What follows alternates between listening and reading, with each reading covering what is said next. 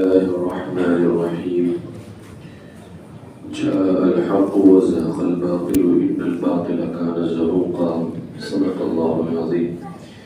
معزز محترم سامعین کرام، السلام علیکم ورحمۃ اللہ وبرکاتہ۔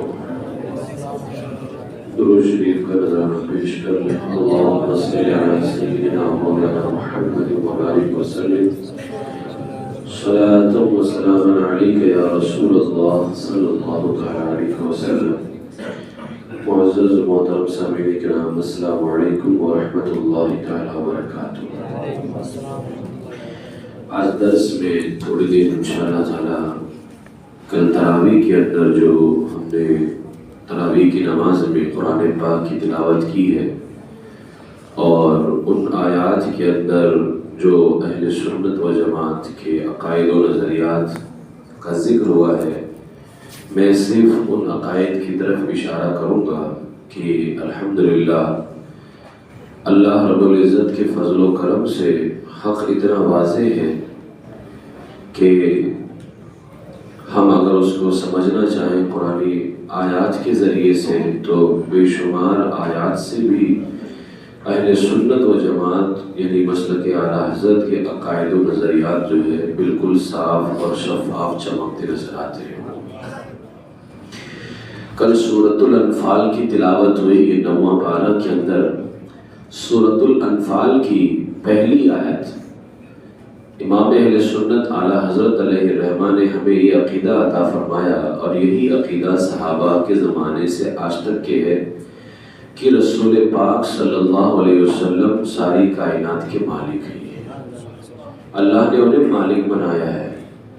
اب یہ جو حضرات ہوتے ہیں، ہمارا جو مقابل ہے یہ کہتا ہے نہیں بس اللہ مالک، اللہ تبارک و تعالیٰ صرف مالک ہی نہیں ہے بلکہ اللہ خالق بھی ہے، پیدا کرنے والا ہے، اور حضور علیہ السلام پیدا کرنے والے نہیں مالک ہیں۔ جب ہم کہتے ہیں کہ حضور بھی مالک ہیں تو یہ کہتے ہیں کہ انہوں نے تو دیکھو رسول اللہ کو اللہ کے برابر کر دیا، جبکہ ہم کہتے ہیں اللہ کی شان تو اس سے بڑی ہے کہ اللہ مالک ہی نہیں، اللہ پیدا کرنے والا بھی ہے، اور حضور علیہ السلام مالک ہے۔ اب قرآن مقدس کے اندر کل جو تلاوت کی گئی ہے سورۃ الانفال کی پہلی آیت دیکھیں، اللہ کیا ارشاد فرماتا ہے، یسألونک عن الانفال۔ جب جنگ وغیرہ ہوتی تھی اور جو اخیر میں مال وغیرہ بچتا تھا اس کو مال غنیمت کہتے تھے، تو اللہ تعالیٰ نے فرمایا اے محبوب تم سے غنیمتوں کے بارے میں پوچھتے ہیں، یعنی غنیمتوں کے بارے میں پوچھتے ہیں۔ اس کا مطلب یہ تھا، حضرت عبادہ بن صامت سے مروی ہے حدیث پاک، آپ فرماتے ہیں کہ جب اہل بدر، یہ آیت کریمہ بدر والوں کے حق میں نازل ہوئی، جب غنیمت کے معاملے میں ہمارے درمیان اختلاف ہوا اور نوبت یہاں تک کہ آ گئی تو اللہ تعالیٰ نے ہمارے ہاتھ سے نکال کر اپنے رسول صلی اللہ علیہ وسلم کے سپرد کر دیا، یعنی جو غنیمت کا مال، اسلام کی پہلی جنگ ہے، اب اسلام کی پہلی جنگ میں جو مال آیا تھا یہ مال کیسے تقسیم کیا جائے صحابہ میں، اس میں اختلاف پیدا ہوا، تو اللہ تعالیٰ فرماتا ہے یسألونک عن الانفال، اے محبوب تم سے غنیمتوں کے بارے میں پوچھتے ہیں، قل الانفال للہ والرسول، تم فرماؤ کہ غنیمتوں کے مالک اللہ اور اس کا رسول ہے۔ تم فرماؤ، اب اس مال کا مالک اللہ تبارک و تعالیٰ خود ارشاد فرما رہا ہے، تم کہہ دو کہ اس کا مالک کون ہے، اللہ اور اس کا رسول ہے۔ اور حضرت عبادہ بن صامت کہتے ہیں کہ جب اس مال کے بارے میں اختلاف ہوا تو اللہ نے وہ سارا معاملہ رسول پاک کے سپرد فرما دیا، حوالے کر دیا، اب میرا محبوب جیسے تقسیم کرے گا اس کو میری تقسیم مانی جائے گی۔ تو اس آیت کریمہ میں تو اللہ تعالیٰ خود فرما رہا ہے کہ تم کہہ دو کہ میں اس کا مالک ہوں اور اللہ مالک ہے اس کا، اور یہی عقیدہ، یہی نظریہ امام اہل سنت اعلیٰ حضرت نے عطا فرمایا ہم کو۔ اسی طریقے سے اس کے بعد جب ہم آگے بڑھتے ہیں تو اللہ فرماتا ہے اچھا اب یہ جو مال غنیمت کے مالک کے بارے میں آیا تھا کہ مال غنیمت کا مالک اللہ بھی ہے رسول بھی ہے، اسی میں آگے اللہ تعالیٰ فرماتا ہے وَأَطِيعُوا اللَّهَ وَرَسُولَهُ إِن كُنتُم مُؤْمِنِينَ، اب اللہ کو بھی مالک ماننا اور رسول پاک علیہ السلام کو بھی مالک ماننا، اللہ فرماتا ہے اللہ اور اس کا رسول کا حکم مانو اگر ایمان رکھتے ہو۔ پتہ یہ چلا کہ ایمان والے ہی جو ہے اللہ اس کے رسول کا حکم مانتے ہیں اور اللہ کو بھی مالک مانتے ہیں اور اللہ کے فضل و کرم سے رسول پاک علیہ السلام کو بھی مالک مانتے ہیں۔ اسی لیے آپ نے فرمایا مالک کونین ہے گو پاس کچھ رکھتے نہیں، دو جہاں کی نعمتیں ہیں ان کے خالی ہاتھ میں۔ یہ اہل سنت و جماعت کا عقیدہ سب سے پہلے آیت کریمہ۔ اس کے بعد میں آگے دیکھیں اللہ تعالیٰ ارشاد فرماتا ہے اسی سورہ کے اندر آیت نمبر 9 کے اندر ہے، اللہ فرماتا ہے اِذْ تَسْتَغِيثُونَ رَبَّكُمْ فَاسْتَجَابَ لَكُمْ أَنِّي مُمِدُّكُمْ بِأَلْفٍ مِّنَ الْمَلَائِكَةِ مُرْدِفِينَ۔ جب تم اپنے رب سے فریاد کرتے تھے تو اس نے تمہاری سن لی کہ میں تمہیں مدد دینے والا ہوں۔ اب یہاں اللہ تعالیٰ فرماتا ہے انی ممدکم، میں تمہیں مدد دینے والا ہوں، یعنی میں تمہاری مدد کرنے والا ہوں۔ کیسے؟ بِأَلْفٍ مِّنَ الْمَلَائِكَةِ، 1000 فرشتوں کی قطار سے، یعنی میں 1000 فرشتے بھیج کر کے تمہاری مدد کرنے والا ہوں۔ تو اب اللہ تعالیٰ کیا ڈائریکٹ مدد نہیں کر سکتا تھا؟ جب ہم اولیاء کرام کے بارے میں یہ کہتے ہیں کہ یہ اولیاء اللہ ہماری مدد کرتے ہیں، اور ہم یہ ساتھ یہ بھی کہتے ہیں کہ یہ اولیاء شیخ عبد القادر جیلانی غوث پاک رضی اللہ تعالیٰ عنہ، غریب نواز رضی اللہ تعالیٰ عنہ، یہ اولیاء ہماری مدد کرتے ہیں، اور ساتھ یہ بھی کہتے ہیں یہ اللہ کے فضل سے مدد کرتے ہیں، اللہ کے دینے سے مدد کرتے ہیں۔ ہم نے کبھی بھی نہیں کہا کہ یہ اپنے سے مدد کرتے ہیں۔ یہی تو عقیدہ اللہ قرآن میں کہہ رہا ہے انی ممدکم بألف من الملائکہ، میں تمہاری مدد کرنے والا ہوں 1000 فرشتوں کی قطار سے، یعنی 1000 فرشتوں کو بھیج کر کے میں تمہاری مدد کرنے والا ہوں۔ تو اللہ تبارک و تعالیٰ تو خود کہہ رہا ہے کہ میں فرشتوں کے ذریعے مدد کرتا ہوں، تو کیا فرشتے خدا ہیں معاذ اللہ رب العالمین؟ فرشتے اللہ کے بندے ہیں، تو اللہ کے بندے گویا مدد کرتے ہیں، اور اللہ فرماتا ہے وَمَن نَصْرُ إِلَّا مِنْ عِنْدِ اللَّهِ، اور مدد نہیں ہے مگر اللہ کی طرف سے۔ یعنی اللہ نے فرشتوں کے ذریعے مدد کی اور فرمایا سنو یہ جو فرشتے مدد کر رہے ہیں یہ ان کی مدد نہیں ہے، یہ میری مدد ہے۔ اسی طریقے سے غوث اعظم رضی اللہ تعالیٰ عنہ یا جو بھی اولیاء کرام ہماری مدد فرماتے ہیں یہ ان کی اپنی مدد نہیں ہے، یہ اللہ کی طرف سے حقیقت میں مدد ہوتی ہے۔ یہ اہل سنت و جماعت کا عقیدہ اس آیت کریمہ کے اندر۔ اسی طریقے سے جب آگے بڑھتے ہیں اللہ تبارک و تعالیٰ کیا ارشاد فرما رہا ہے وَمَن يُشَاقِقِ اللَّهَ وَرَسُولَهُ فَإِنَّ اللَّهَ شَدِيدُ الْعِقَابِ، جو اللہ اور اس کے رسول سے مخالفت کرے، یعنی جو اللہ کی مخالفت کرے اور اس کے رسول کی مخالفت کرے، اللہ تعالیٰ فرماتا ہے تو بے شک اللہ کا عذاب سخت ہے۔ آپ پتہ ہے عذاب تو اللہ نے دینا ہے نا، عذاب اللہ کا ہے، تو اللہ کی مخالفت ہی ہو تب عذاب ملنی چاہیے۔ عذاب دینے والی ذات تو اللہ کی ذات ہے نا، تو مخالفت صرف اللہ کی ہوتی تو عذاب ملنا چاہیے، لیکن اللہ فرماتا ہے میری مخالفت کرو یا میرے رسول کی مخالفت کرو، میرا عذاب تمہارے اوپر آئے گا۔ تو یہاں پر تو اللہ تبارک و تعالیٰ نے خود اپنے محبوب علیہ السلام کی فضیلت اور ان کی شان بیان فرمائی کہ میرے محبوب کی مخالفت کرنا، ان کے خلاف جانا، یہ میرے خلاف جانا ہے، اور اگر تم ان کی برائی کرو گے تو یہ میری برائی کرنا ہے۔ تو جس طرح میری برائی کرنے پر میرا عذاب آئے گا، اسی طرح میرے محبوب کی برائی کرنے پر بھی تم پر عذاب آئے گا۔ ابھی یہ صرف میں آیتوں کی طرف اشارہ کر رہا ہوں کہ کیسی کیسی آیتوں کی طرف کل تراویح کے اندر جو ہے اہل سنت و جماعت کے عقائد و نظریات مسلک اعلیٰ حضرت کو بیان کیا گیا ہے۔ اب ایک آیت کریمہ اس میں اور دیکھیں سورہ انفال کی 24 نمبر آیت ہے۔ یہ جو لبیک یا رسول اللہ کا عقیدہ ہے، یا رسول اللہ ہم حاضر ہیں، ہم حاضر ہیں، لبیک کا معنی ہوتا ہے، لبیک کا معنی ہوتا ہے ہم حاضر ہیں۔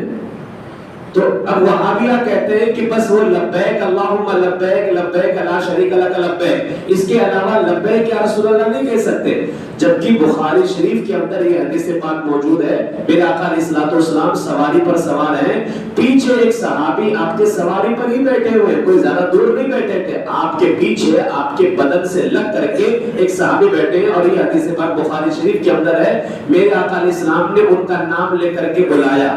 ابھی آپ بھی دیکھتے ہوں گے جب کوئی دو آدمی سفر کرتے ہیں تو کبھی کبھار آگے والا پیچھے والے کا نام لے کے بلاتا ہے. حضور علیہ السلام نے نام لے کر کے بلایا. بخاری شریف کے اندر یہ الفاظ موجود ہیں, جب میرے آقا علیہ السلام نے اس صحابی کا نام لیا تو 3 مرتبہ انہوں نے کہا لبیک یا رسول اللہ, لبیک یا رسول اللہ, لبیک یا رسول اللہ صلی اللہ علیہ وسلم. 3 مرتبہ کہا. لبیک کا معنی ہوتا ہے ہم حاضر ہیں. اب یہ جو ہم حاضر ہیں یا رسول اللہ, یہ جب کوئی بلاتا ہے تو کسی کے بلانے پر ہم بھی تو کہتے ہیں ہم حاضر ہو گئے. اب ذرا یہ آیت کریمہ دیکھیں, اللہ فرماتا ہے یا ایھا الذین آمنو, اے ایمان والو, استجیبوا للہ وللرسول اذا دعاکم لما یحییکم. اللہ و رسول کے بلانے پر, یعنی جب اللہ اور اس کا رسول بلائے تو اللہ اور اس کے رسول کے بلانے پر حاضر ہو. اب یہاں پر دیکھیں اللہ فرماتا ہے استجیبوا للہ وللرسول اذا دعاکم لما یحییکم. اے ایمان والو, اللہ و رسول کے بلانے پر حاضر ہو جب رسول تمہیں اس چیز کے لیے بلائیں جو تمہیں زندگی بخشنے والی ہو.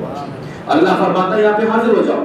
اب یہ آیت کریمہ کب نازل ہوئی تھی؟ اس آیت کریمہ کے حوالے سے روایتوں کے اندر آیا ہے کہ بخاری شریف میں سعید بن معلہ سے روایت ہے, فرماتے ہیں کہ میں مسجد میں نماز پڑھتا تھا. مسجد سے مراد مسجد نبوی شریف میں, کہتے ہیں میں مسجد میں نماز پڑھتا تھا, مجھے رسول پاک علیہ السلام نے پکارا. کس حالت میں تھے؟ نماز کی حالت میں تھے.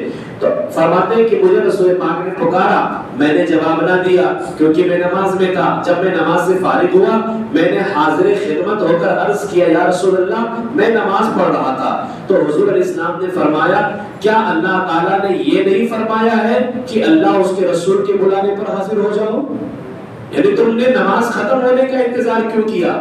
جب میں نے بلایا اسی وقت حاضر ہونا ہے, اس لیے کہ اللہ نے فرمایا قرآن میں کہ جب اللہ اس کا رسول بلائے تو حاضر ہو جاؤ. اسی طرح دوسری حدیث میں حضرت ابی ابن کعب نماز پڑھ رہے تھے, حضور علیہ السلام نے ان کو پکارا تو انہوں نے کیا کیا, جلدی جلدی نماز تمام کر کے سلام پھیرا اور حضور علیہ السلام کی بارگاہ میں پہنچے. اب وہ نماز میں تھے تو سوچا جلدی جلدی نماز کمپلیٹ کرتا ہوں. آج بھی ایک جماعت ایسی جس کو نماز کی زیادہ فکر پڑی ہوئی ہے اور رسول پاک علیہ السلام کی عزت سے ان کو کوئی لینا دینا نہیں ہے. تو صحابہ کرام سے بڑھ کر کے صحابہ حضور کی عزت کرنے والا کوئی نہیں ہو سکتا ہے. صحابہ کرام کی نماز سے بڑھ کر کے بھی تمہارے 40 80 120 دن کی کوئی نماز کی حیثیت نہیں ہوتی ہے. صحابہ کرام کا ایک سجدہ امت کی ساری نمازیں پھر بھی اس سجدے کے برابر میں نہیں ہو سکتی ہے. صحابہ کرام کی نمازیں ایسی ہیں. صحابہ کرام نماز پڑھ رہے ہیں, حضرت ابی ابن کعب کہتے ہیں میں نے جلدی جلدی نماز پوری کی اور سلام پھیر کر کے بارگاہ رسول میں گیا. حضور علیہ السلام نے فرمایا تمہیں جواب دینے سے کس بات نے روکا, یعنی جب میں نے بلایا تو تم نے جواب کیوں نہیں دیا؟ تو انہوں نے عرض کیا یا رسول اللہ میں نماز میں تھا. تو میرے آقا علیہ السلام نے فرمایا کیا تم نے قرآن پاک میں یہ نہیں پایا کہ اللہ اس کے رسول کے بلانے پر حاضر ہو جاؤ؟ یعنی اللہ فرماتا ہے کہ جب اللہ اس کا رسول بلائے تو حاضر ہو جاؤ. کیا قرآن میں یہ نہیں لکھا ہے؟ تو عرض کیا یا رسول اللہ بے شک لکھا ہوا ہے, آئندہ اب ایسا نہیں ہوگا, یعنی جب آپ بلائیں گے میں فوراً حاضر ہو جاؤں گا. اور اسی کا معنی تو ہوتا ہے لبیک یا رسول اللہ صلی اللہ علیہ وسلم. اب کوئی یہ کہے کہ اس وقت بلایا تھا تو آواز آئی تھی, آج کون سی آواز آ رہی ہے؟ تو تم کے مکے سے آواز آتی ہے اللہ تبارک و تعالیٰ کی معاذ اللہ کی آ جاؤ تو تم لبیک اللہم لبیک پڑھتے ہوئے جاتے ہو. یہ جاہلوں والی باتیں, یہ جو وہابیہ کرتے ہیں نا, خدا جب دین لیتا ہے تو عقلیں چھین لیتا ہے. تو جب تم یہ کہو کہ نہیں وہ کعبے کے اندر سے آواز نہیں آتی ہے, وہ اللہ کا حکم ہے کہ میرے گھر کی طرف آ جاؤ, اس لیے ہم لبیک اللہم لبیک پڑھتے ہوئے جاتے ہیں, تو ہم بھی یہ کہیں گے یہاں بھی رسول پاک کی آواز نہیں آتی ہے.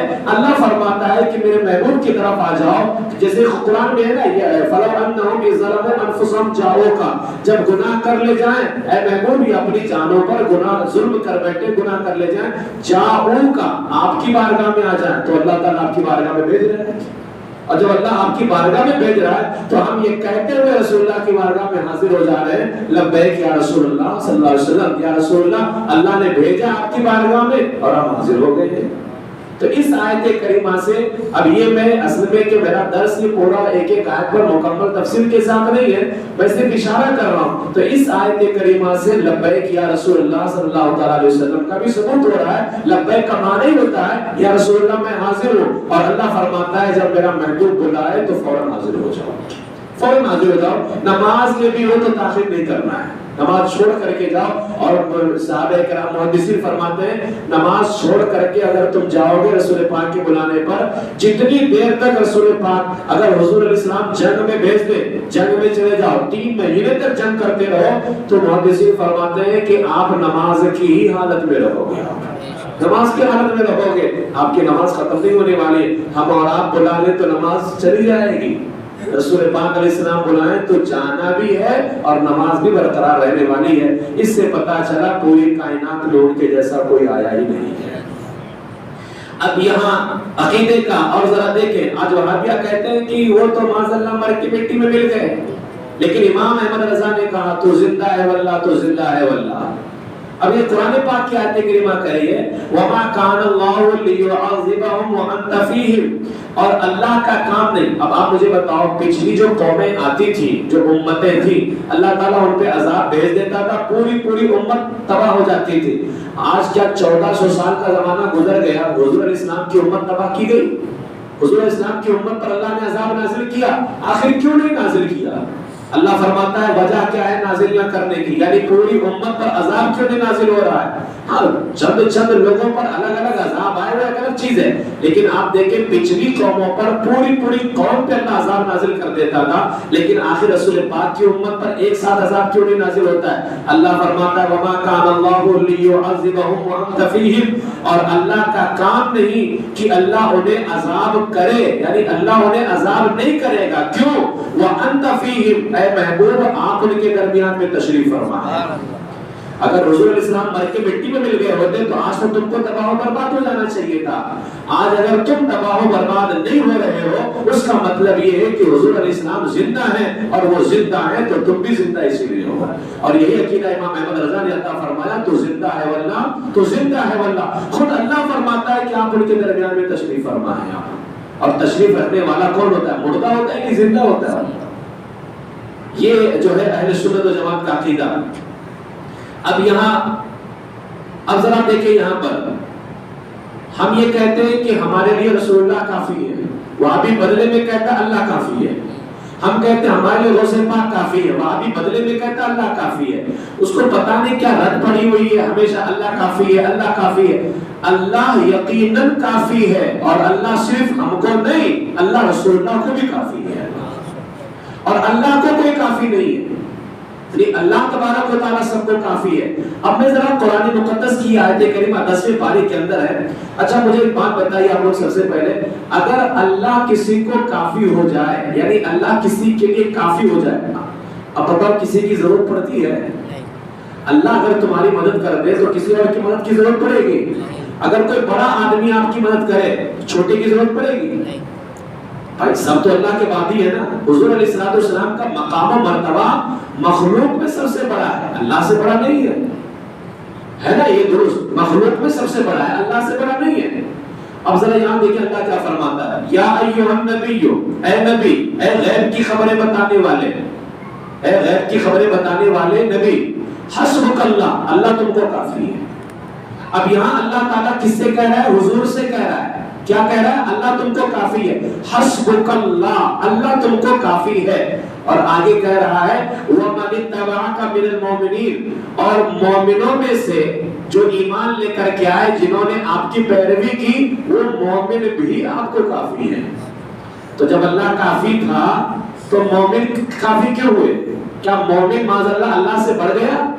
کیا مومن اللہ سے بڑا ہو گیا ہے؟ اور یہ آیت کریمہ کب نازل ہوئی تھی؟ جب سیدنا فاروق اعظم رضی اللہ تعالیٰ نے اسلام لے کر کے آئے. آپ سے پہلے, یعنی فاروق اعظم کے اسلام لانے سے پہلے چھپ کر کے صحابہ نماز پڑھا کرتے تھے. جب فاروق اعظم اسلام لے کر کے آئے تو آپ نے پوچھا یا رسول اللہ کیا ہم حق پہ نہیں ہیں؟ آپ نے فرمایا ہم حق پہ ہیں. آپ نے فرمایا کہ ہمارا خدا حق نہیں ہے؟ آپ نے فرمایا حق ہے. کہا ہماری کتاب حق نہیں ہے؟ آپ نے فرمایا حق ہے. تو جب حضور نے کہہ دیا کہ ہم حق پہ ہیں تو فاروق اعظم نے کہا یا رسول اللہ ہم چھپ کے نماز کیوں پڑھیں گے؟ جب ہم ہم حق پہ ہیں تو ہم علل اعلان باہر حرم مکہ میں جا کر کے نماز ادا کریں گے. تو صحابہ کرام فرماتے ہیں ہم نے پہلی مرتبہ فاروق اعظم جب اسلام لے کر کے آئے, پہلی مرتبہ رسول پاک علیہ الصلوۃ والسلام آگے ہیں, دو جماعت رسول پاک کے پیچھے لگی ہے, ایک جماعت یعنی پہلی لائن کی حفاظت فاروق اعظم فرما رہے ہیں اور دوسری لائن کی حفاظت سید الشہداء سیدنا امیر حمزہ رضی اللہ عنہ فرما رہے ہیں. ہم نے پہلی مرتبہ فاروق اعظم کے ایمان لانے کے بعد جا کر کے کلم کلہ ہم نے اللہ کی بندگی کی ہے. اللہ نے آیت کریمہ نازل فرمائی, اے نبی غیب کی خبریں بتانے والے تم کو اللہ کافی ہے اور جو ایمان لے کر کے آئے وہ تم کو کافی ہے.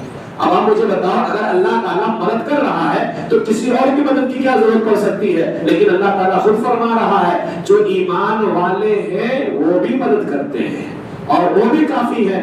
تو غوث اعظم ایمان والے ہیں, وہ ایمان والوں کی مدد کرتے ہیں. غریب نواز ایمان والے, وہ ایمان والوں کی.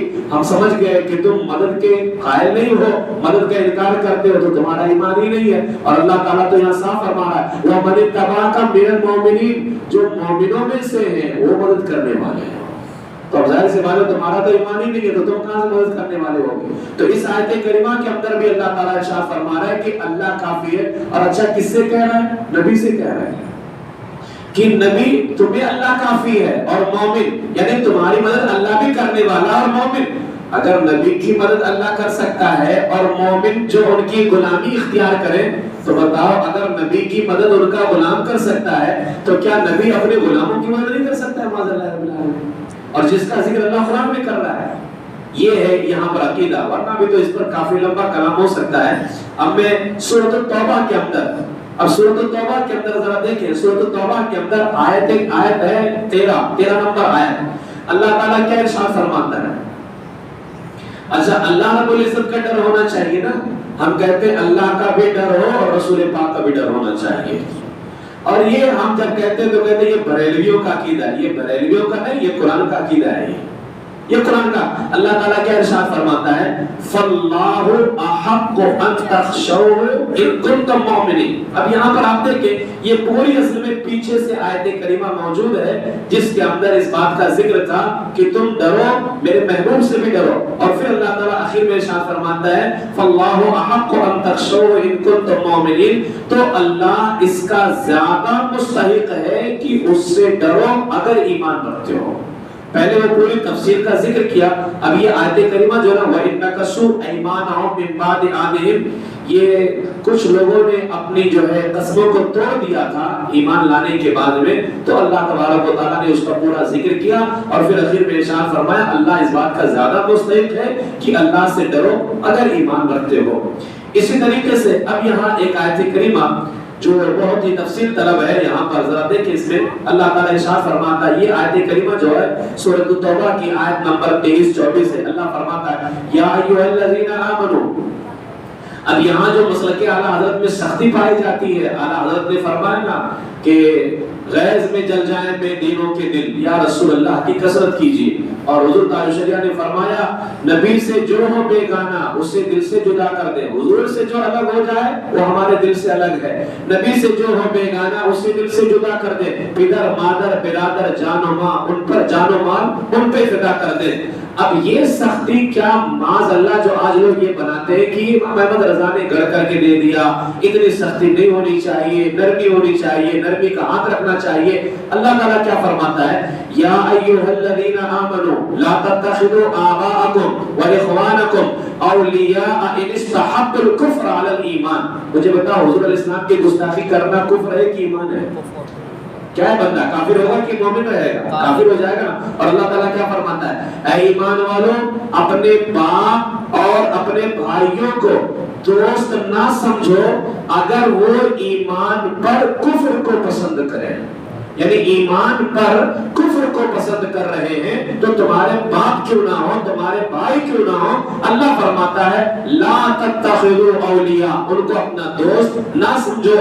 اور جو دوست سمجھے اللہ کیا فرماتا فمن یتولہم منکم, اور تم میں جو کوئی ان سے دوستی کرے گا وہی ظالم ہے, وہی اللہ کی نافرمانی کرنے والے ہیں. تو امام احمد رضا نے تو ان سے دوستی ہم کو منع کر کے ہمیں اللہ کی بارگاہ میں ظالم ہونے سے بچایا ہے. اللہ فرماتا اگر ان سے دوستی زبردستی کرو گے تو تم ظالم ہوگے. اور امام احمد رضا چاہتے ہیں کہ تم ظالم نہ بنو.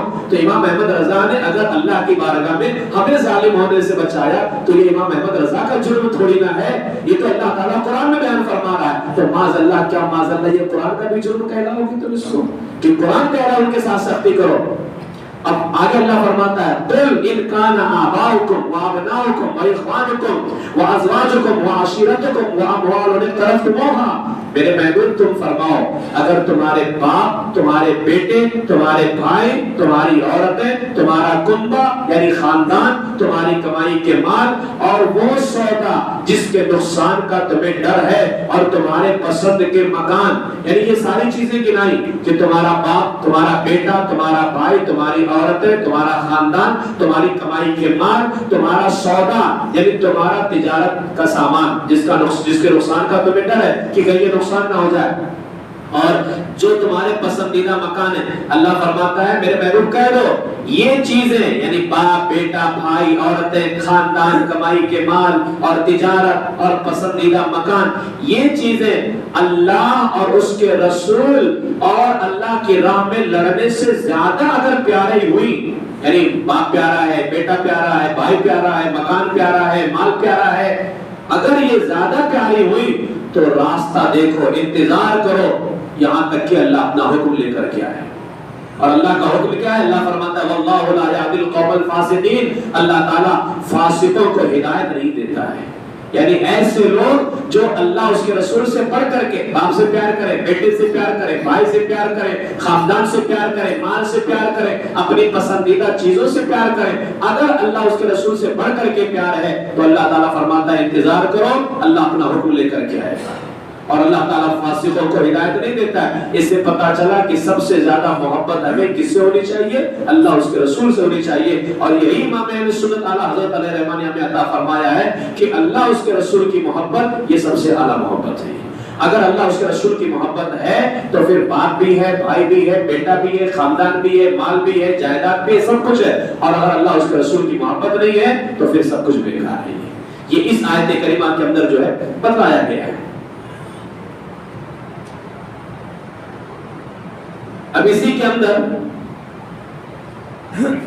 سورۃ التوبہ کی آیت نمبر 58 اور 59 کے اندر دیکھیں اللہ تعالیٰ کیا ارشاد فرماتا ہے. اللہ تعالیٰ ارشاد فرماتا ہے وَلَوْ أَنَّهُمْ رَضُوا مَا آتَاهُمُ اللَّهُ وَرَسُولُهُ. دینے والا کون ہے؟ اللہ تبارک و تعالیٰ. اور کون دینے والا ہے؟ رسول پاک صلی اللہ علیہ وسلم. اللہ بھی دیتا ہے اور حضور علیہ السلام بھی عطا فرماتے ہیں.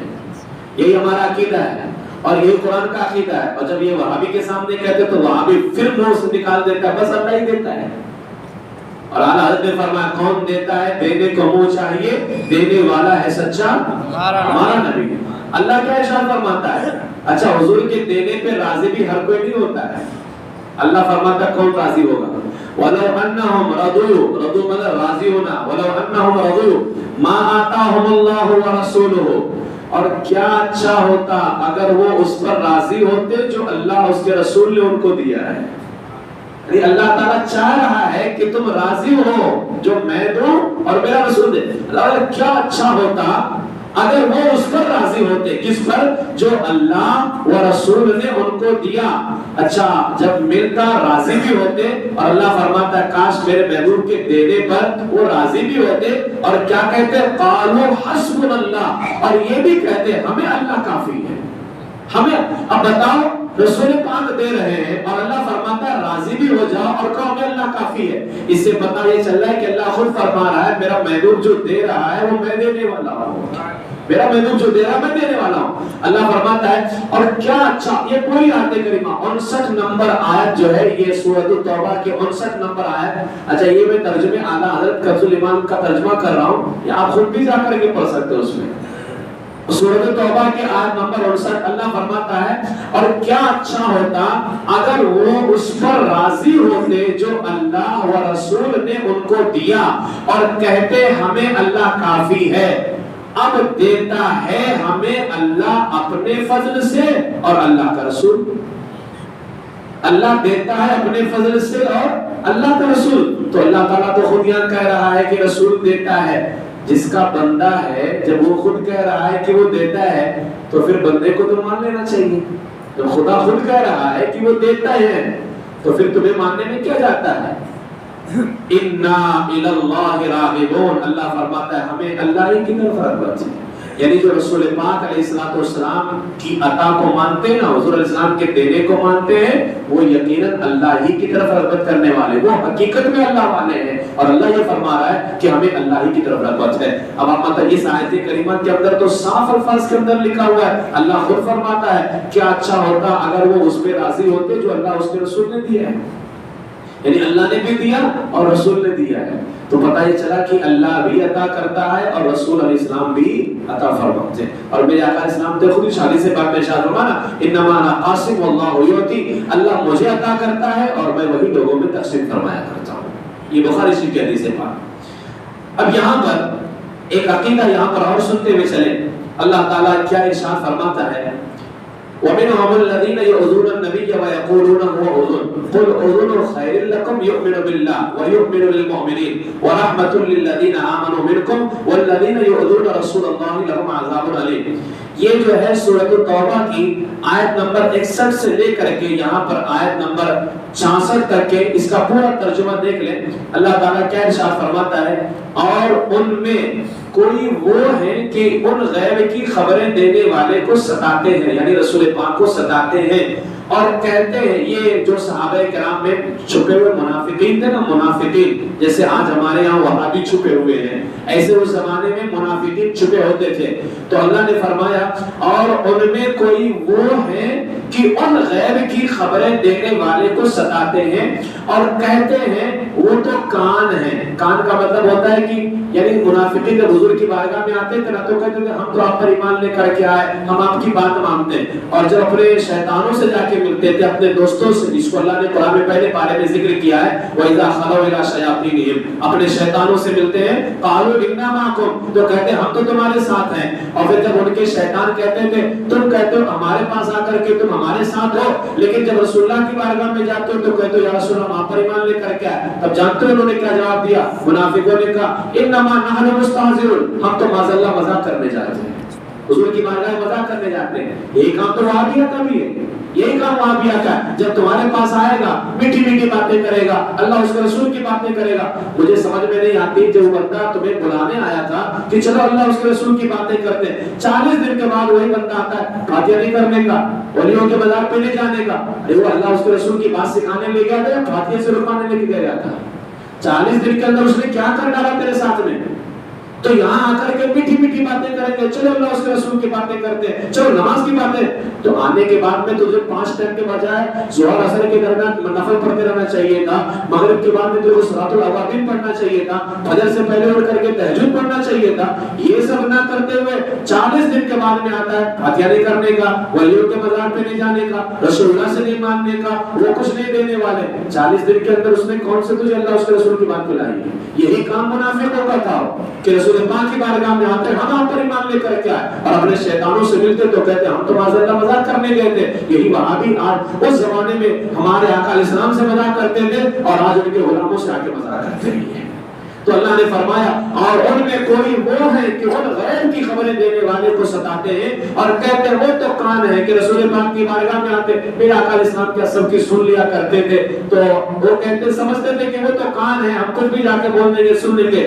تو اللہ نے فرمایا میرے محبوب تم فرماؤ کہ تمہارے بھلے کے لیے کان ہیں، اللہ پر ایمان لاتے ہیں، یعنی جو نیک لوگ ہیں رسول پاک ان کے لیے کان ہے کہ ان کی سنتے ہیں اور اللہ پر ایمان لاتے ہیں اور مسلمانوں کی بات پر یقین کرتے ہیں. اور جو تم میں مسلمان ہیں میرا محبوب ان کے لیے رحمت ہے، ان کے لیے رحمت ہے. اور وہ جو رسول اللہ کو تکلیف دیتے ہیں ان کے لیے دردناک عذاب ہے. تمہارے سامنے اللہ کی قسم کھاتے ہیں کہ تمہیں راضی کر لیں اور اللہ و رسول کا حق زیادہ تھا کہ اسے راضی کرتے اگر ایمان رکھتے تھے.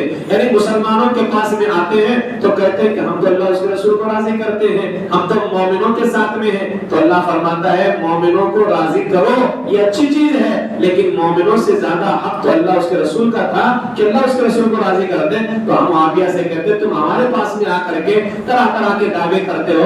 ہمارے پاس دعوے نہ کرو بلکہ اپنا عقیدہ درست کر لو، اپنا ایمان درست کر لو، یہ زیادہ ضروری ہے. اس آیت کریمہ کے اندر اللہ تبارک و تعالیٰ نے جو ہے اس کا ذکر فرمایا ہے اور فرمایا رسول پاک علیہ السلام کے ساتھ جو مذاق کرتے تھے نا، اللہ نے قرآن پاک کے اندر ارشاد فرمایا لا تعتذروا قد کفرتم بعد ایمانکم، بہانے نہ بناؤ تم کافر ہو چکے ہو مسلمان ہو کر کے، کافر ہو چکے ہو، اللہ فرماتا ہے بہانے نہ بناؤ۔ پیچھے جا، اٹھ جا، پیچھے جا، پیچھے پیچھے پیچھے پیچھے۔ تو اللہ فرماتا ہے لا تعتذروا قد کفرتم بعد ایمانکم، بہانے نہ بناؤ تم کافر ہو چکے ہو مسلمان ہو کر کے۔ جو رسول پاک کے ساتھ مذاق کرتے تھے، ان کی شان میں گستاخیاں کرتے تھے، اللہ نے ان سے کیا فرمایا؟ بہانے نہ بناؤ کافر ہو چکے ہو مسلمان ہو کر کے۔ تو یہی تو امام اہل سنت نے فتویٰ دیا تھا وہابیوں کے خلاف، جنہوں نے لکھا کہ معاذ اللہ حضور مر کے مٹی مل گئے، جنہوں نے لکھا کہ معاذ اللہ ان کو تو پیٹ کے پیچھے کا علم نہیں ہے، جنہوں نے لکھا کہ معاذ اللہ ان کا علم تو جانوروں کی طرح معاذ اللہ ہے بلا رہے، جنہوں نے لکھا کہ معاذ اللہ ان کا خیال نماز میں آ جائے تو نماز میں بیل اور گدھے کے خیال میں ڈوب جانا زیادہ بہتر ہے، لیکن ان کا خیال میں ڈوب جانا اس سے معاذ اللہ بلا رہے نماز نہیں ہوتی ہے۔ تو جن لوگ مذاق کر رہے تھے، رسول پاک کی شان میں گستاخیاں کر رہے تھے معاذ اللہ رب العالمین، امام اہل سنت نے تو انہیں کو کہا تھا کہ تم کافر ہو چکے ہو، اور اللہ نے اس زمانے کے منافقوں سے کہا تھا بہانے نہ بناؤ تم کافر ہو چکے ہو مسلمان ہو کر کے۔ پڑھ لو جا کر کے قرآن پاک۔ اس لیے میں نے کل تراویح میں کہا تھا کہ آج جو تلاوت کی گئی ہے یہ مسلک اعلیٰ حضرت کے عقائد و نظریات پر پوری اترتی ہے سماج کے لیے۔ میں آخری بات پیش کر کے آپ کے سامنے سے جو ہے میں جو ہے گفتگو ختم کرنا چاہوں گا، اور یہ سختی جو ہے، سختی ہمارے مسلک کی پہچان ہے۔ اہل سنت و جماعت مسلک اعلیٰ، یہ مسلک اعلیٰ حضرت جو ہے یہ اہل سنت و جماعت کی پہچان ہے۔ لوگ کہتے ہیں بریلویت کے اندر سختی ہے، بریلویت کیا ہے؟ بریلویت اہل سنت و جماعت ہے، اور یہ سختی امام احمد رضا نے نہیں دی ہے۔ یہ سختی کرنے کو اللہ قرآن میں کہتا ہے یا ایھا النبی جاہد الکفار والمنافقین واغلظ علیہم، اے نبی جہاد کرو کافروں سے اور منافقوں سے اور ان پہ سختی کرو، اور ان پہ سختی کرو۔ یہ کافر اور یہ منافق کون ہیں؟ تو اللہ تبارک و تعالیٰ اس آیت کریمہ کے اندر ارشاد فرماتا ہے کافروں پر تو تلوار سے، اور جو منافق ہیں چھپے ہوئے لوگ ہیں ان پر دلیلوں کے ذریعے سے سختی کرو۔ یہی سختی تو آج ہم بھی کر رہے ہیں، ہم تلوار تھوڑے لے کر کے گھوم رہے ہیں، ہم تو دلیلوں سے رد کرتے ہیں ان کا۔ اور اللہ تعالیٰ فرماتا ہے یا ایھا النبی جاہد الکفار والمنافقین واغلظ علیہم، کافروں سے جہاد کرو اور منافقوں سے واغلظ علیہم، اور ان پر سختی کرو۔ تو اللہ تعالیٰ تو اپنے محبوب سے کہہ رہا ہے کہ ان پہ سختی کرو، اور یہی سختی امام احمد رضا نے فرمائی ہے، یہی سختی اعلیٰ حضرت نے کی ہے، اور یہی سختی آج احمد رضا اعلیٰ کے ماننے والے کر رہے ہیں۔ اور اللہ فرماتا ہے وَمَأْوَاهُمْ جَهَنَّمُ وَبِئْسَ الْمَصِيرُ، اور ان کا ٹھکانہ دوزخ ہے، اور دوزخ کیا ہی بری جگہ پلٹنے کی ہے۔ یحلفون باللہ ما قالوا، اللہ کی قسم کھاتے ہیں کہ انہوں نے نہ کہا، یعنی حضور علیہ السلام کی شان میں گستاخی کی گئی تھی، اور آ کر کے قسم کھاتے تھے کہ اللہ کی قسم ہم نے نہیں کہا۔ تو اللہ فرماتا ہے اللہ کی قسم کھاتے ہیں کہ انہوں نے نہیں کہا، اور بے شک ضرور انہوں نے کفر کی بات کہی اور اسلام میں آ کر کافر ہو گئے، اور وہ چاہا تھا جو انہیں نہ ملا۔ اب اللہ فرماتا ہے ان کو برا کیا لگا، ان کو برا کیا لگا، یعنی کافروں کو منافقوں کو برا کیا لگا تھا جس کی وجہ سے وہ اسلام لانے کے بعد کافر ہو گئے۔ فرمایا وما نقموا الا ان اغناهم الله ورسوله من فضله، انہیں برا یہی لگا کہ اللہ اور اس کے رسول نے مسلمانوں کو اپنے فضل سے مالا مال کر دیا ہے۔ اب یہاں دیکھو اللہ فرماتا ہے اللہ نے بھی مالا مال کر دیا ہے اور رسول نے بھی مالا مال کر دیا ہے، اور یہی تو برا آج وہابیوں کو لگتا ہے، یہی برا لگتا ہے۔ جب ہم سنی اللہ سے مانگتے ہیں تو اچھا لگتا ہے، اور جب رسول اللہ سے مانگنے لگ جاتے ہیں تو اسے برا لگنے لگ جاتا ہے۔ تو اللہ تعالیٰ فرماتا ہے ان کو یہ برا لگتا ہے کہ اللہ اس کا رسول دیتا ہے، ان کو یہ برا نہیں لگتا ہے کہ اللہ دیتا ہے، ان کو برا کیا لگتا ہے؟ اللہ نے اس کی پہچان بتائی ہے کہ ان کو برا یہ لگتا ہے کہ اللہ اس کا رسول دونوں دیتا ہے، یہی ان کو برا لگتا ہے۔ اور اللہ تبارک و تعالیٰ نے ایسے لوگوں کے بارے میں فرمایا اسلام میں آ کر کے وہ کافر ہو گئے۔ یہ سختی آج ہمارے اندر ہے، اور یہی سختی کی وجہ سے جو ہے تصویر پارے کے اندر جو آج ہمارا ایک نظریہ یہ بھی ہے، اور یہ بالکل قرآن کا نظریہ ہے کہ وہابی شروع سے لے کر کے آخر تک جو گستاخ ہیں، بدعقیدہ ہیں، رسول پاک علیہ السلام کے دشمن ہیں، ان کا ساتھ نہیں دینا ہے۔ اور یہ آج کی میں نے جو چند آیات کی طرف اشارہ کیا ہے، اس کے اندر جو سب سے آخری پیغام ہے 10ویں پارے کے اندر، اللہ تعالیٰ ارشاد فرماتا ہے وَلَا تُصَلِّ، وہابیوں کی جنازے کی نماز نہیں پڑھنی ہے، بدعقیدہ گستاخ کے جنازے کی نماز. جب ہم یہ بات کرتے ہیں تو لوگ کہتے ہیں یہ تو امام احمد رضا نے تم کو کہا ہے. یہ جو میں دعا میں کہتا ہوں نا, دعا کے اندر یا اللہ سنی سے عقیدہ کی مغفرت فرما دے مرحومین کی, لوگ اس میں بھی اعتراض کرتے ہیں سنی کی مغفرت, سب کی مغفرت کیوں نہیں؟ تو اللہ تعالیٰ تو قرآن میں کہتا ہے, اپنے محبوب سے کہتا ہے ان تستغفر لهم او لا تستغفر لهم ان تستغفر لهم 70 مرة فلن يغفر الله لهم. یا رسول اے میرے محبوب تم ان کی معافی چاہو, منافقوں کے بارے میں یہ کہا جا رہا ہے کہ تم ان کی معافی چاہو یا نہ چاہو, یعنی آپ ان کے لیے استغفار کرو یا نہ کرو. اور اچھا دیکھو حضور علیہ السلام کا بولنا تو بہت اعلیٰ ہے. میرے آقا علیہ السلام اگر دل میں چاہیں تو اللہ اس کو قبول فرما لیتا ہے, لیکن یہاں سختی کی جب بات آئی غیروں کے ساتھ میں تو اللہ کیا فرماتا ہے, اے محبوب ان تستغفر لهم 70 مرة, اگر تم 70 بار بھی ان کی معافی چاہو فلن یغفر اللہ لهم, اللہ ان کو ہرگز نہیں بخشنے والا ہے. یہ بھی تو دیکھ لو نا, 70 بار بھی اے محبوب اگر ان کی معافی چاہو اللہ ہرگز نہیں بخشنے والا ہے. کیوں؟ ذالک بانہم کفروا باللہ ورسولہ, اس لیے کہ ان لوگوں نے اللہ اس کے رسول کے ساتھ کفر کیا ہے, اللہ کے ساتھ بھی کفر کیا, اللہ کا بھی انکار کیا, رسول اللہ کا بھی انکار کیا. اور جو اللہ اس کے رسول کا انکار کرے اللہ فرماتا ہے محبوب تم اس کے لیے 70 بار بھی معافی مانگ لو فلن یغفر اللہ لهم, اس کی بخشش نہیں ہونے والی ہے. تو اگر ہم نا, اللہ تعالیٰ تو قرآن میں منع کر رہا ہے کہ آپ ان کے لیے دعا نہیں کر سکتے, اور کس کو منع کر رہا ہے؟ رسول پاک علیہ السلام کو منع کر رہا ہے. بتاؤ کیا رسول پاک سے بہتر ہماری دعائیں ہیں؟ ہم پہ لوگ بلا وجہ کے بڑا انگیختہ ہوتے ہیں, خود کا علم نہیں ہوتا ہے, خود قرآن پاک کو جاننے کی کوشش نہیں کرتے کہ قرآن پاک نے کس چیز کی تعلیم دی ہے. یہی کل میں نے کہا تھا کہ یہ جو آج پڑھا جا رہا ہے تراویح کے اندر, یہ بالکل جو ہے اہل سنت و جماعت, یہ میں نے جملہ کہا تھا کہ اگر اور کچھ نہ بھی ہو تو صرف آج کا سوا پارا پوری اہل سنت و جماعت مسئلہ کی عدالت کو واضح کر دیتا ہے. ان کی جنازے کی نماز بھی نہیں پڑھنی ہے. اسی کے اندر آیت کریمہ ہے سورۃ التوبہ کے 10ویں پارے کے ایک آخر میں 84 نمبر آیت, ایک منافق کے بارے میں آتا ہے کہ اس منافق کی جو ہے آپ نے نماز جنازہ ادا کی تھی. میرے آقا حضور اسلام نے عبداللہ بن عبی بن سلول, یہ منافقوں کا سردار تھا, جب یہ مر گیا تو اس کے بیٹے عبداللہ نے, یہ صحابی رسول تھے جو منافقوں کا سردار تھا عبداللہ بن عبی بن سلول, اس کے بیٹے عبداللہ یہ ایمان لے کے آ چکے تھے. تو میرے آقا علیہ السلام کی بارگاہ میں آئے اور آنے کے بعد خواہش کی کہ یا رسول اللہ, حضور علیہ السلام کی بارگاہ میں آ کر کے کہا کہ آپ جو ہے میرے باپ عبداللہ بن عبی بن سلول کو کفن کے لیے اپنا قمیص دے دیں اور نماز جنازہ پڑھا دیں. عبداللہ بن عبی بن سلول جو منافقوں کا سردار ہے, جب یہ مرا تو اس کے بیٹے جو تھے وہ مومن تھے, وہ رسول پاک کی بارگاہ میں آئے اور کہا رسول اللہ آپ نماز جنازہ پڑھا دیں اور میرے باپ کو اپنا قمیص دے دیں. حضرت عمر رضی اللہ تعالیٰ عنہ منع کر رہے تھے اس وقت, حتیٰ کہ راستے میں آ کے کھڑے ہو گئے, یا رسول اللہ میں نماز نہیں پڑھنے دوں گا.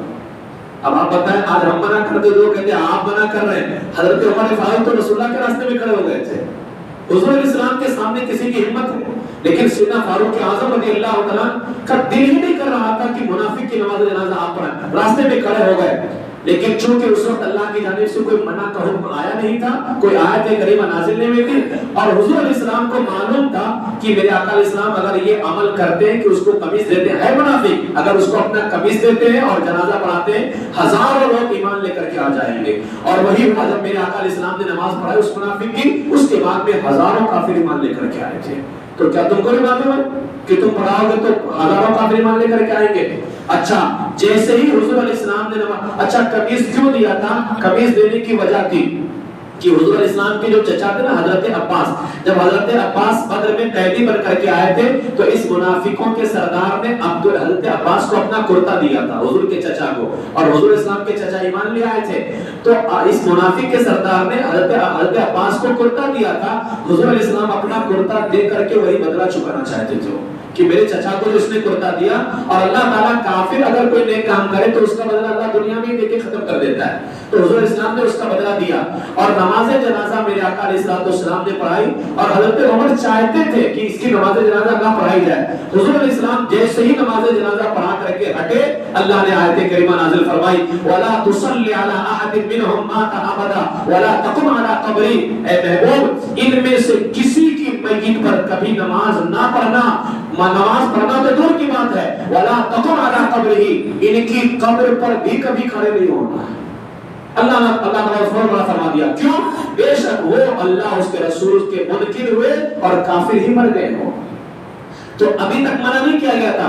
اب کچھ وہابی اس کو دلیل بناتے ہیں کہ دیکھو رسول پاک نے تو منافقوں کے جنازے کی نماز پڑھائی ہے۔ میں کہتا ہوں کہ آیت کریمہ نازل ہونے کے بعد اگر پڑھائی ہے تو ذرا بتاؤ، آیت کریمہ نازل ہونے کے بعد اگر پڑھائی ہے، ایک کوئی واقعہ ثابت کر دو، کوئی ایک روایت کہ یہ آیت کریمہ، کیا بتاؤ اللہ کے حکم پر ہم زیادہ عمل کریں گے یا رسول پاک علیہ السلام عمل فرمائیں گے؟ جب اللہ نے منع کر دیا وَلَا تُصَلِّ عَلَىٰ أَحَدٍ مِّنْهُمْ مَاتَ، یہی آیت کریمہ ہم سنیوں کے پاس سب سے بڑی دلیل ہے کہ اگر گستاخ بدعقیدہ بدمذہب وہابی مر جائے اس کے جنازے کی نماز نہیں پڑھنی ہے، اس لیے کہ اللہ تعالیٰ قرآن میں اس کے جنازے کی نماز پڑھنے سے منع فرما ہے۔ جنازے کی نماز پڑھنا تو دور کی بات ہے، اس کی قبر پر کھڑے بھی نہیں ہونا ہے۔ اچھا قبر پہ کھڑے کیوں ہوتے ہیں؟ قبر دیکھنے کے لیے، بندہ قبر پہ مغفرت کی دعا کرنے کے لیے کھڑا ہوتا ہے نا، اللہ تعالیٰ اس سے بھی منع فرما رہا ہے، اس لیے کہ کافر کی قبر جو ہوتی ہے وہ جہنم کے گڑھے میں سے گڑھا ہوتی ہے، جہنم کے گڑھے میں سے گڑھا ہے، اور اس کی قبر بھی جہنم کا گڑھا ہے، لہذا اس کی قبر پر نہ کھڑے ہو، اس لیے کہ مومن جہنم کے گڑھے میں نہیں ہوتا۔ میرے آقا علیہ السلام نے فرمایا مومن کی قبر جنت کے باغوں میں سے ایک باغ ہوا کرتی ہے۔ تو یہ آیت کریمہ، یہ جو چند آیات میں نے آپ کے سامنے پیش کی ہیں، اس سے ان کی طرف ابھی اشارہ کیا ہے کہ یہ ایسی آیتیں کل تراویح کے اندر الحمدللہ ہم نے تلاوت فرمائی، جن آیتوں کے اندر اہل سنت و جماعت کا عقیدہ، جس کی پہچان آج مسلک اعلیٰ حضرت ہے، کیسے بالکل اس کے عقائد و نظریات اور اس کی فکر اتنی صاف اور شفاف ہے۔ یہی چیز میں بہت پہلے بھی کہتا تھا کہ الحمدللہ مسلک اعلیٰ حضرت امام احمد رضا کا دیا ہوا عقیدہ اور نظریہ بالکل اتنا صاف اور شفاف ہے، اگر چاہو تو میرے سامنے بیٹھ جاؤ اور ہر چیز پر بحث کر لو، لیکن خیر کل بھی وہ نہیں آئے تھے اور مرتے دم تک کی کوئی بات نہیں کر سکتا ہے، اس لیے کہ اللہ تعالیٰ نے قرآن میں فرمایا جاء الحق وزهق الباطل، حق آیا اور باطل مٹ گیا، ان الباطل کان زہوقا، باطل کو تو مٹنا ہی تھا، باطل کو تو مٹنا ہی تھا۔ اللہ تعالیٰ ہمیشہ حق کی مدد فرماتا ہے۔ میرے رب نے میرے آقا علیہ السلام کے ظاہری زمانے میں ان کی مدد فرمائی، صحابہ کی مدد فرمائی، آج اللہ تبارک و تعالیٰ رسول پاک کے سچے غلاموں کی مدد فرما رہا ہے۔ یہ جو میں آیتیں پڑھ رہا ہوں یہ میرا کوئی علم نہیں ہے، یہ میرے مولا کی مدد ہے، یہ میرے اللہ کی خاص مدد ہے اور میرے آقا علیہ السلام کی خاص نظر عنایت ہے، ورنہ پڑھتے تو وہ بھی ہے نا، پڑھتے تو وہ بھی ہیں، پڑھ کر کے وہ دور ہو گئے، ہم پڑھ کر کے رسول پاک سے قریب ہو گئے۔ اللہ تعالیٰ اسی طرح ہم کو اپنے محبوب کریم ہمارے آقا علیہ السلام سے اللہ تعالیٰ اسی طرح ہم کو قریب رکھے اور رسول پاک علیہ السلام